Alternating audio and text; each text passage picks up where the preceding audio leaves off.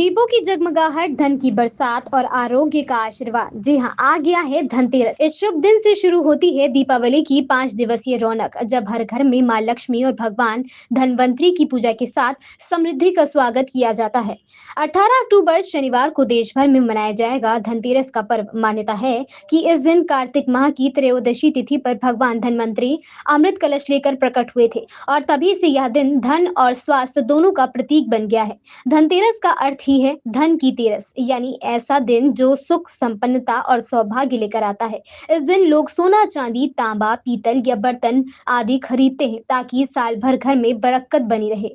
धनतेरस का दिन केवल खरीदारी का नहीं बल्कि पूजा और दीपदान का भी अत्यंत शुभ अवसर होता है। धार्मिक मान्यताओं के अनुसार धनतेरस की शाम को मां लक्ष्मी, भगवान धनवंतरी और कुबेर देव की पूजा की जाती है।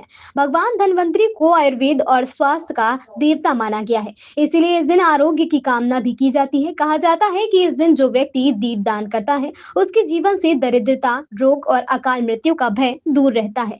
हिंदू परंपरा में धनतेरस पर 13 दीपक जलाने का विधान बताया गया है।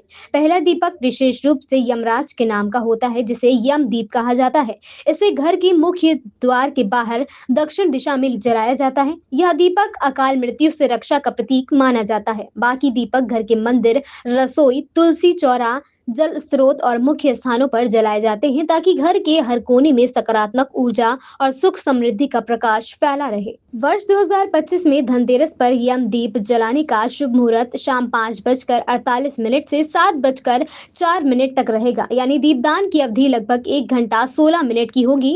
इस दौरान दीप जलाना और पूजा करना सबसे शुभ और फलदायी माना जा रहा है। इस दिन दीपक के साथ धूप, फूल, चावल, रोली और जल का भी अर्पण किया जाता है। परिवार के साथ बैठकर भगवान धनवंतरी से उत्तम स्वास्थ्य और मां लक्ष्मी से धन समृद्धि की प्रार्थना की जाती है। एक लोक कथन भी प्रचलित है, दीपक की लौ जैसी उज्जवल हो किस्मत। धनतेरस पर जो मां लक्ष्मी को पूजे, उसके घर सदा बरसे बरकत।